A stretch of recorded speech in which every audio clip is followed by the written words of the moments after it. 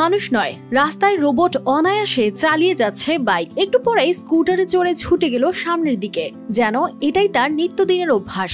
শুধু তাই নয়, মানুষের সাথে কথা বলছে, সাহায্য করছে অন্য রোবটকে, এমনকি নিখুঁতভাবে সেলাইও করতে পারছে।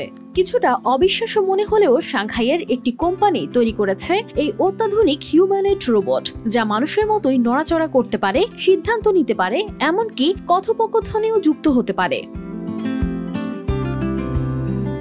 সাংহাই ভিত্তিক এজিবট কোম্পানির তৈরি এই রোবটের নাম লিংজি X2। ভিডিওতে দেখা যায় রোবটটি অবিশ্বাস্য সব দক্ষতায় সবাইকে চমকে দিচ্ছে। সাধারণ হিউম্যানয়েড রোবটদের চেয়ে এটি অনেক বেশি স্বাভাবিকভাবে চলাফেরা করতে পারে, কারণ এতে 28 ডিগ্রি ফ্রিডম প্রযুক্তি যুক্ত করা হয়েছে, যা তাকে আরো স্বাচ্ছন্দ্যে নড়াচড়া করতে সাহায্য করে।